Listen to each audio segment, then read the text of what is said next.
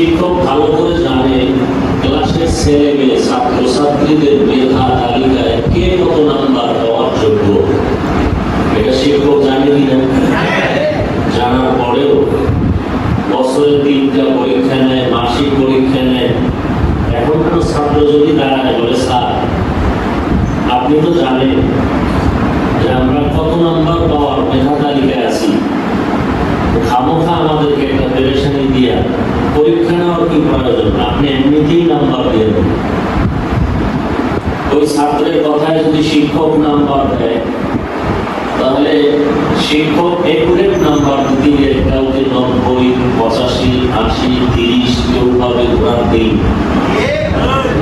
তো ঘোড়ার ডিমওয়ালা যখন ঘোড়ার ডিম পাবে, পাওয়ার পরেই ওখানেই সে শিক্ষকের বিরুদ্ধে আন্দোলন শুরু করবে, যে আপনি আমাকে ঘোড়ার ডিম দিলেন কেন? শিক্ষক জানে ছাত্রের কথায় চললে ফেতনা হবে, ঝগড়া হবে, সমস্যায় জড়িত হয়ে যাবে পুরো দেশ। শিক্ষক বলে, সমস্যার থেকে বাঁচার জন্যই পরীক্ষার আয়োজন, আমার নাম্বার দেওয়ার প্রয়োজন নাই। তুমি পরীক্ষার হলে গিয়ে পরীক্ষা দিয়ে নিজেই নির্ণয় করো তুমি কত নাম্বার পাওয়ার যোগ্য। আল্লাহ জানেন আমরা জান্নাত জাহান্নামের লাইনে কে কত নাম্বার পাওয়ার যোগ্য। এরপরও আল্লাহ পাক দুনিয়াতে আমাদেরকে পাঠিয়েছেন কঠিন পরীক্ষা দেওয়ার জন্য, সহজ না, কঠিন। মুসিবত দিয়ে পরীক্ষা নিবে কেন? আল্লাহ বলেন, তুমি নিজেই তোমার আমলের পরীক্ষা দিয়ে নির্ণয় করে নাও তুমি জান্নাতের কত নাম্বার পাইবা অথবা জাহান্নামের সিরিয়াল তোমার কত। ফলাফলটা তুমি নির্ণয় করো। প্রশ্নপত্রের গাইড হিসাবে কোরআনুল কারীম তোমার সাথে দিয়ে দিলাম। যারা বুঝো না কোরআন, যারা বুঝো না কোরআনের ব্যাখ্যা, অর্থ, তাফসীর, তাদের জন্য আমি প্রাইভেট মাস্টার পাঠিয়ে দিলাম। 4 দল: নবীগণ, সিদ্দিকগণ, শহীদগণ, সালেহগণ। এই 4 দল প্রাইভেট মাস্টারের কাজ হলো উম্মতকে আল্লাহর দেওয়া কোরআনের প্রশ্নপত্র বুঝাই দিবে, যাতে করে ছাত্র নিজে পড়িয়া বুঝিয়া আমলের পরীক্ষায় পাশ করে জান্নাত পেতে পারে। এখন যদি কেউ নিজে নিজে কোনো প্রাইভেট মাস্টারের কাছে না যায়, ভালো ছাত্ররা যারা পরীক্ষায় সর্বোচ্চ মার্ক পায়, এরা প্রাইভেট পড়ে কিনা? পড়ে। অতএব যদি জান্নাতের লাইনে ভালো মার্ক অর্জন করতে কেউ চায়, অবশ্যই এই জমিনের মধ্যে আল্লাহর দেওয়া প্রতিনিধি যারা আছেন প্রাইভেট মাস্টার হিসাবে, নবীগণ আর আসবেন না। এরপরে শুহাদা, সালিহিন, সর্বশেষ যেই নামটা নেককার, যারা এরা নেক আমল করে, গুনাহ মোটেই করে না, এরা সালিহিন। কোরআনের আরেক ভাষায় এরা সাদিকিন, কোরআনের আরেক শব্দে এরা আউলিয়া, কোরআনের আরেক শব্দে এরা উলামায়ে আহলে হক। এদের মাধ্যমে তোমার প্রশ্নপত্র বুঝো, বুঝার পরে আমল করো, সহজ হয়ে যাবে। বুঝিয়া শুনিয়া যদি অল্প আমল করো, আফলিস দীনাকা ইয়াকফিকাল আমালুল কলিল। নবীজি বলেন, ইখলাসওয়ালা একুরেট অল্প আমল তোমাকে জান্নাতে পৌঁছায় দেবে। এক আল্লাহ পাকের বান্দি, এমন কোনো গুনাহ নাই করে নাই, মহিলা মানুষ। তো একদিন রাস্তা দিয়ে চলতেছে, পানি নদীর কিনারায় দেখে একটা কুকুর পানির পিপাসায় ক্ষুধার্ত জিহ্বা বের করে হাউমাউ করে কাঁদতেছে। ওই গুনাহগার চরম ভ্রষ্টা মহিলা, পায়ের চামড়ার মোজা ছিল, মোজাকে পরিচ্ছন্ন করে পানি এনে কুকুরকে পান করায় দিল। আল্লাহ পাকের পক্ষ থেকে গায়েবী সিদ্ধান্ত এসে গেল, জান্নাত ওয়াজিব হয়ে গেছে। আরেক আল্লাহর বান্দি বহু নেক আমল করছে, কিন্তু আল্লাহর একটা মাখলুক বিড়ালকে বেঁধে রেখে খানা না দিয়া কষ্ট দিছে, মরে গেছে। আল্লাহর সিদ্ধান্তের আওয়াজ চলে আসলো, এই মহিলার জিন্দেগির আমল সব বরবাদ হয়ে গেছে। এই জন্য একটা কথা আপনারা মনে রাখবেন, কখনো ছোট আমলকেও ছোট মনে করা যাবে না, মনে করা যাবে না। কারণ কোন ক্ষুদ্র আমলেও যদি আল্লাহ আপনাকে আমাকে মাফ করেন তো হাজার বড় আমল থেকে এটা দামি। সামান্য কোনো গুনার কারণে যদি আল্লাহর দরবারে গ্রেফতার হয়ে যায় তো বড় গুনার থেকে ছোটটাই আমার কাছে বড়। এই জন্য ছোট গুনাহকেও ছোট মনে করা যাবে না, ছোট নেক আমলকেও ছোট মনে করে তুচ্ছ মনে করে অবহেলা করা। আল্লাহ আমাদেরকে মুসিবত দিবেন, বিশেষ করে যারা আল্লাহর পেয়ারা বান্দা মুমিন, ওয়াদাটা আল্লাহ। অতএব মুসিবত আসবে এটাই ফাইনাল। এখন মুমিন হইয়া এই প্রশ্ন করা যাবে না এত মুসিবত কেন, বরং মুসিবত আসলে আল্লাহর খাঁটি বান্দারা বলতেন আলহামদুলিল্লাহ। বলে আলহামদুলিল্লাহ তো ভালো কাজে বলে, আপনি মুসিবতে পড়ে বললেন কেন? বলে আল্লাহ যে আমার দিকে তার মায়ার কুদরতের নজর দিয়ে তাকাইছেন এটা মনে আলো, এই জন্য শুকর আদায় করলাম। এবার মুসিবত আসছে, এখন কি করা? শুকর আদায় করলাম নিয়ামতের, বাকি আমার উপরে অসুস্থতার মুসিবত, আমার দোকানে ব্যবসা হয় না সেই মুসিবত। বলে এই মুসিবত যখন আসবে আল্লাহর পেয়ারা বান্দারা তখন আল্লাহ শিখানো এই দোয়াটা বেশি বেশি পড়বে। আল্লাযীনা ইযা আসাবাতহুম মুসিবাতুন ক্বালু ইন্না লিল্লাহি ওয়া ইন্না ইলাইহি রাজিউন। যখনই মুসিবত আসবে তখনই বান্দা এই দোয়াটা পড়বে, ইন্না লিল্লাহ, নিশ্চয়ই আমার উপরে যা আসছে সব আল্লাহর পক্ষ থেকে, ওয়া ইন্না ইলাইহি রাজিউন, এবং নিশ্চয়ই আমরা আবার তার কাছেই প্রত্যাবর্তন করব, ফিরে যাব। মুসিবত আসছে কার থেকে? আল্লাহর পক্ষ থেকে মুসিবত। ভালো যাকে বাসি মহব্বত করি, আপন মানুষটাকে কাছে টানার জন্য অনেক পরীক্ষা আমরা করি। যেই লোকটাকে আমি আমার আপন বানাবো তাকে আমি পরীক্ষা অবশ্যই করি। তো আল্লাহকেও পরীক্ষা করবেন না, আমাদের পরীক্ষা করবেন, এতে কোনো সন্দেহ নাই। পরীক্ষা আসবে, মুসিবত আসবে, কিন্তু ধৈর্য ধারণ করে আমরা এই দোয়াটা বেশি বেশি করবো। আল্লাহ শিখিয়ে দিচ্ছেন এই দোয়া করলে কি হবে? আল্লাহ পাক মুসিবত দিয়েও পরীক্ষায় পাস করার ব্যবস্থা করে দিবেন। পাস করলেই তো জান্নাত। الذين إذا أصابتهم مصيبة قالوا إنا لله وإنا إليه راجعون.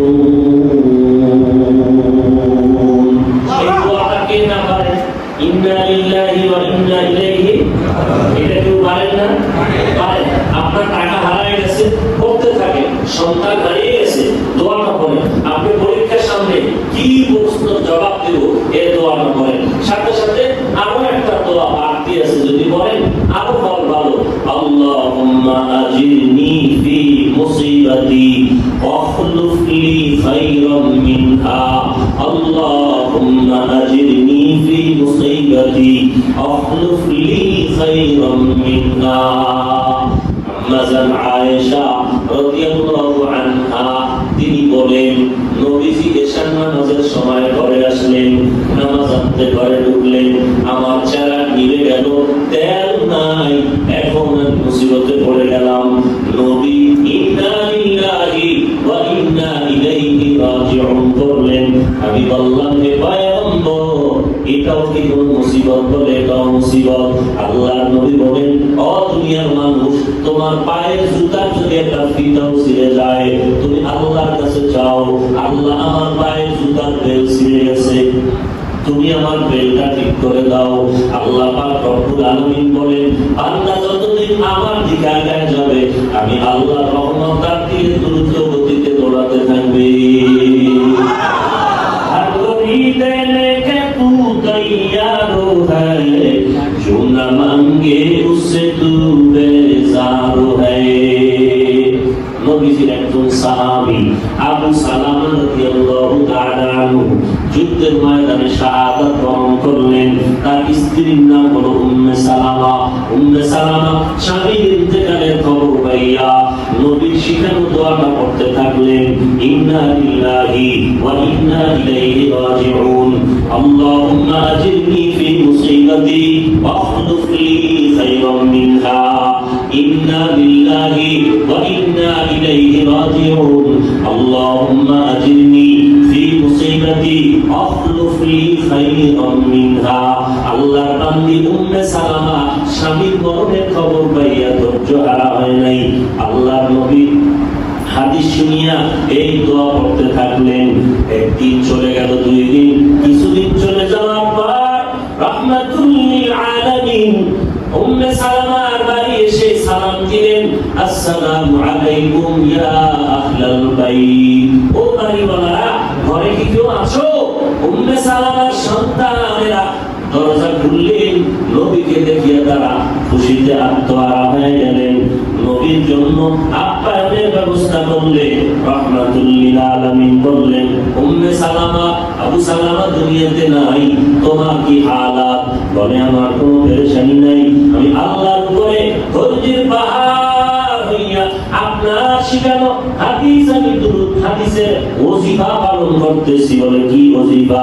ইন্না লিল্লাহি ওয়া ইন্না ইলাইহি রাজিউন আল্লাহুম্মা আজিরনি ফি মুসিবাতি ওয়াখলুফ লি খায়রাম মিনহা আল্লাহুম্মা আজিরনি ফি মুসিবাতি ওয়াখলুফ লি খায়রাম মিনহা।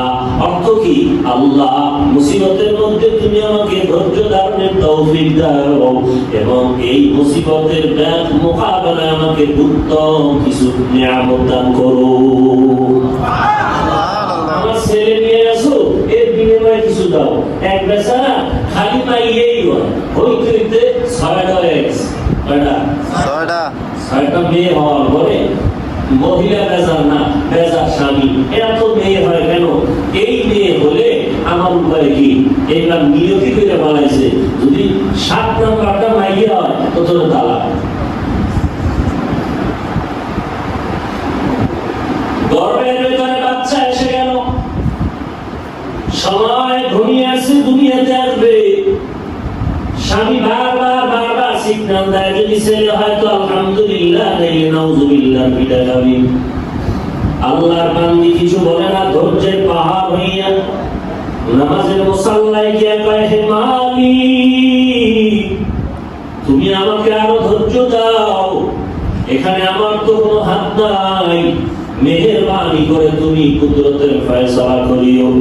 ইন্না লিল্লাহি ওয়া ইন্না ইলাইহি রাজিউন আল্লাহুম্মা আজিরনি ফি মুসিবাতি আখলুফ লি খায়রাম মিনহা। এটা মুখস্থ করতে পারবেন না ইনশাআল্লাহ, দুনিয়া সব পারলে নিতে পারবেন না। তো বোবার মতো বসে থাকেন কেন?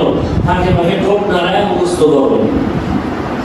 কসম আল্লাহ, সাহাবায়ে কেরাম যতটুকু বিশ্বাস করে ফলাফল পেয়েছে, আপনি সেই বিশ্বাস যদি অন্তরে নিতে পারেন, ফলাফল আপনি এখনো পাবেন। আল্লাহর বান্দা তো হুলিয়া জারি করলো, ছেলে হইলে খবর, খবর নাই, মেয়ে হইলে তোমার খবর। এবার আল্লাহর বান্দি স্বামীর অবচরে যায় নামাজ বিছাইয়া মাওলা পাকের দরবারে চোখের পানি ছেড়ে কান্না করে, দয়ার মালিক, তুমি যদি আমাকে বাঁচায় না দাও, আমার কলঙ্কের বোঝা বহন করতে হবে। যেদিন দুনিয়াতে আসার সময় ঘনিয়ে আসবে, সন্তানটা পৃথিবীতে আসার সময় হয়ে গেল, ঠিক এর 2-3 দিন আগে স্বামী বেচারা বিছানায় ডাক্তারে আর ঘুমায়, হঠাৎ ঘুমের মধ্যে স্বপ্ন দেখে কিয়ামতের ময়দান কায়েম হয়ে গেছে, জাহান্নামের আওয়াজ পৃথিবী নামক গ্রহ থেকে 13 লক্ষ গুণ বড় সূর্য মাথার উপরে নেমে আসলো। সূর্যের গরমে জমিনটা তামা হয়ে গেল। কে বাবা, কে সন্তান, কে বীর, কে মুই, কোনো ভেদাভেদ নাই। তাকাইয়া দেখে গরমে সবার মাথার মগজগুলো ছটফট করে উঠতেছে, চতুর্মুখী কান্নার আওয়াজ, সব দিক থেকে একটাই আওয়াজ, বাঁচাও বাঁচাও বাঁচাও। আল্লাহর বান্দা স্বপ্নে দেখে মানুষগুলো ছোটাছুটি করে, ওদিকে জমিনটা গরম, মানুষ সব উলঙ্গ, কার পরনে কোনো বস্ত্র নাই। নবীরা পর্যন্ত নাফসি নাফসি বলে কান্না করে, উম্মতেরা ছোটাছুটি করে, কোথায় যাব কোথায় যাব। সূর্যের গরম সহ্য করা যায় না,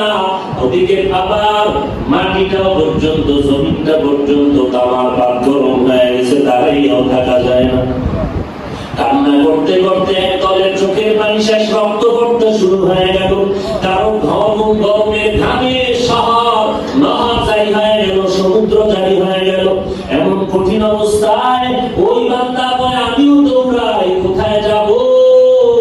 হঠাৎ করে দেখলাম একটা সুন্দর জান্নাতের বালাখানা একটা বিল্ডিং দেখা যায়। আমি দৌড়াইয়া গেলাম বিল্ডিং এর মধ্যে, একটু আশ্রয় নিব। বিল্ডিং এর কিনারায় যখন ঢুকতেছিলাম, হঠাৎ দেখি আমাকে কেউ ঢুকতে দেয় না। হিসাব নিকাশ শুরু হয়ে গেল। হিসাব নিকাশ শুরু হওয়ার পরে আমার আমলনামায় গুনাহ আর গুনাহ আর গুনাহ।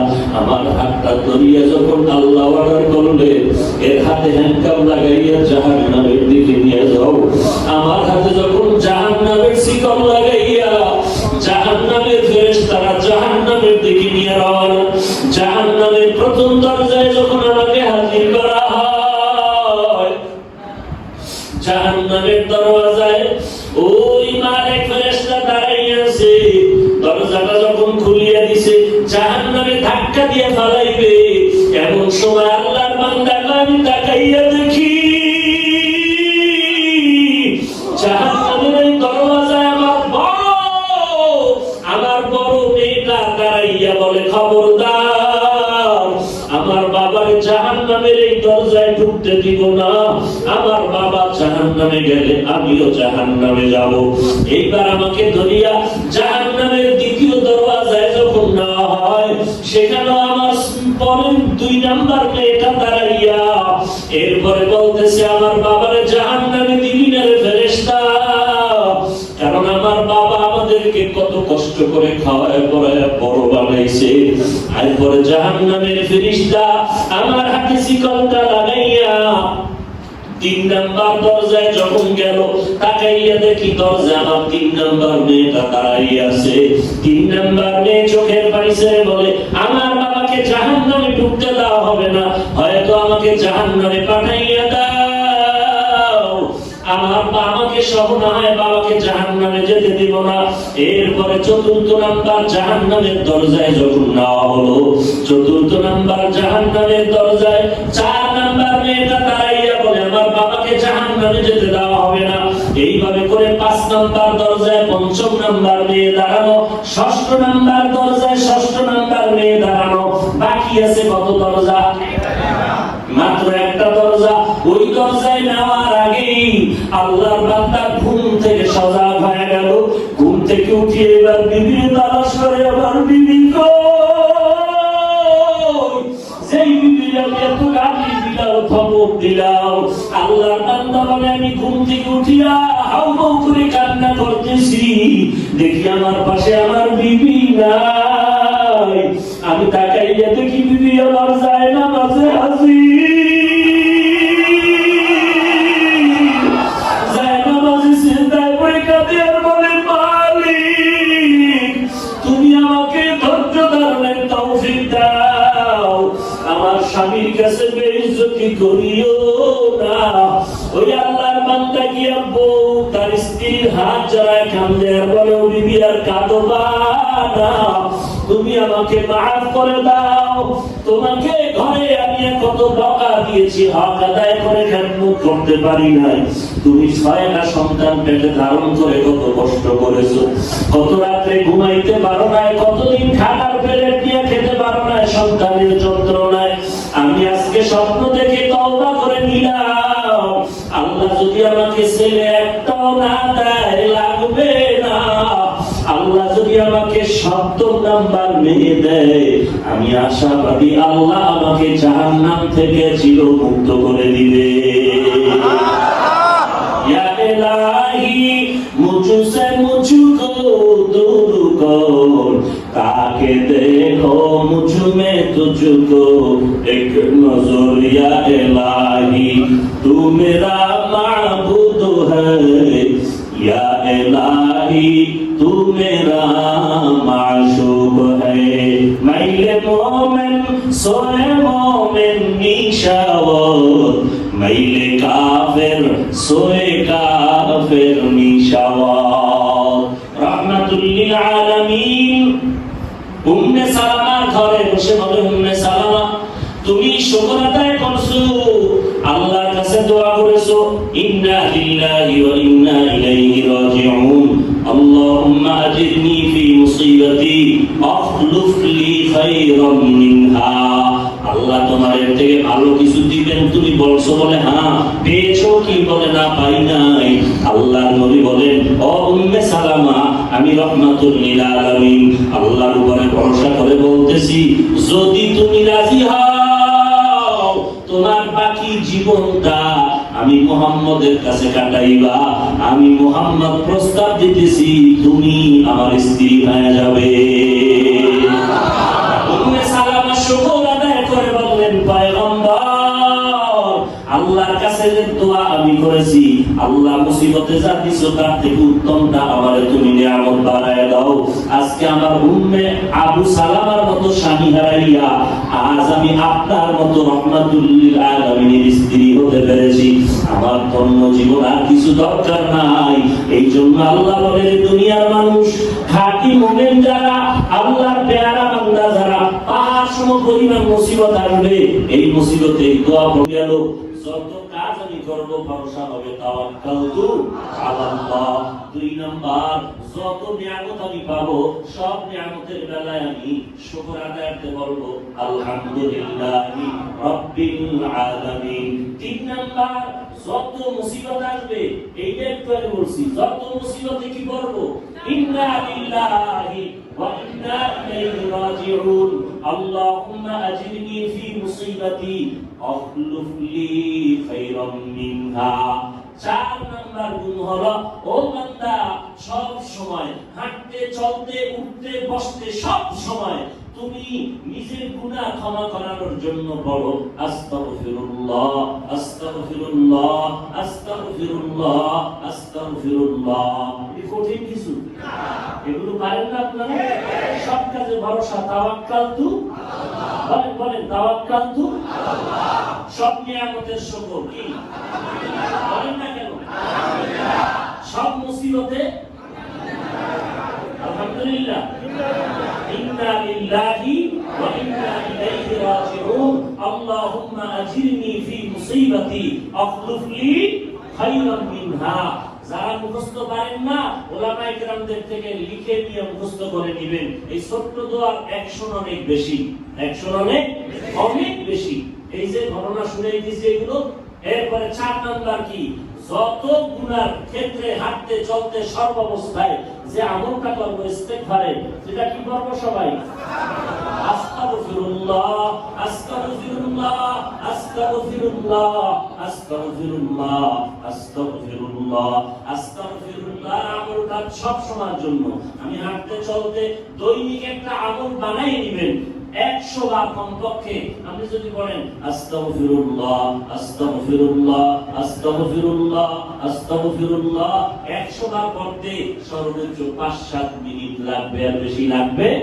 না এরপরে এই ইস্তেগফারের আমল করবেন আল্লাহর কাছে গুনাহ ক্ষমা করার জন্য বলবেন পয়গম্বর কি বলে জানেননি ইস্তেগফারের অ্যাকশন কত ক্বালান নবিয়্যু সাল্লাল্লাহু আলাইহি ওয়া আলিহি ওয়া সাল্লামা মান লাজিমাল ইস্তিগফারা জাআলাল্লাহু লাহু মিন কুল্লি হাম্মিন ফারাজা ওয়া মিন কুল্লি যায়কিন মাখরাজা ওয়া মিন হাইসু ওয়া মান ইয়ারযুকুহু মিন হাইসু লা ইয়াহতাসিব এক নাম্বার ইস্তেগফারের আমল যারা করবা এমন ভাবে আমার আল্লাহ তোমার জন্য রাস্তা খুলে দিবে তুমি নিজেও তা অনুভব করতে পারবা না দুই নাম্বার আল্লাহ রিজিক গাইবি ভাবে তোমার কিনারায় পৌঁছায় দিবেন এরপরে বান্দা আল্লাহ পাক তোমার সমস্ত মুসিবত থেকে ফেরেশতা দিয়ে তোমাকে হেফাজত করবেন ইস্তেগফারের আমল পাহাড় সম পরিমাণ বিপদ যদি মাথায় চেপে যায় কোনো টেনশনের কিছু নাই ইস্তেগফারের আমল যখনই চালু করে দিবা আল্লাহ কুদরতি ভাবে তোমার সব কিছু আসান করে দিবে বিশেষ করে যারা ঋণগ্রস্ত টাকা পয়সা মানুষ পাইবে দিতে পারেন না এখন আমাদের অভাবের জীবন চলতেছে সব ঘরে ঘরে অভাব কারো অভাব কেউ জানে না আর অভাবটা কেমন যে যত টাকাওয়ালা তার অভাব তত বড় যে যত বড় লোক তার অভাব তত বড় এই অভাব থেকে মুক্তির একমাত্র ওজিফা এই ইস্তেগফারের আমল। দৈনিক এটাকে আমল বানায় নেন যে আমি 100 বার ইস্তেগফার করবই, এটা কোনো আমার থেকে যেন ছুটে না যায়। হয়তো বিছানায় গিয়ে রাতের বেলা ঘুমের আগে পড়ে নিব, আর 5 ওয়াক্ত নামাজে 5 বার, ঘুমের সময় 1 বার। কয়বার হইল? এই 6 টাইমে একটা ছোট্ট আমল করবেন 33 বার সুবহানাল্লাহ সুবহানাল্লাহ সুবহানাল্লাহ সুবহানাল্লাহ, 33 বার আলহামদুলিল্লাহ আলহামদুলিল্লাহ আলহামদুলিল্লাহ, 34 বার আল্লাহু আকবার আল্লাহু আকবার আল্লাহু আকবার। মাত্র 2 মিনিটও লাগবে না। প্রত্যেক নামাজের পরে, মাগরিবের নামাজের পরে, আসরের নামাজের পরে এই ওজিফাগুলো করবেন, তাসবিহগুলো করবেন। ফজরের নামাজের পরে, এশার নামাজের পরে আরেকবার কোন সময়? যোহর তো গেল, 5 ওয়াক্ত নামাজে 5 বার, আরেকবার কোন সময়? ঘুমানোর সময়, বিনা ওযুতে ওযু করিয়া ডান হাতের আঙ্গুলের কর গুলিয়া গুলিয়া, ডান হাতের আঙ্গুলের কর গুনে গুনে সুবহানাল্লাহ সুবহানাল্লাহ সুবহানাল্লাহ সুবহানাল্লাহ সুবহানাল্লাহ 33 বার, আলহামদুলিল্লাহ আলহামদুলিল্লাহ আলহামদুলিল্লাহ আলহামদুলিল্লাহ 33 বার, আল্লাহু আকবার আল্লাহু আকবার আল্লাহু আকবার আল্লাহু আকবার 34 বার। এমিয়া দুধা কলা দিয়া ভাত খাইছেন দুবারে, দুধ এটা কোন জগতের হালুয়া এরকম কেউ জানে না, দুধের দ্বারা ফায়দা কি তাও জানে না, কেউ জানে না। এমন একটা লোক দুধ বলতে গেলে কি জিনিস, ভিটামিন কি জানেই না, সে যদি দুধ কলা দিয়া ভাত খায় তাহলে ভিটামিন ভিতরে কাজ করবে? লোকটা দুধের ফজিলত জানে না, দুধ কি জিনিস ভালো চিনে না, কিন্তু খাইতেছে। দুধের ভিটামিন কাজ করবে?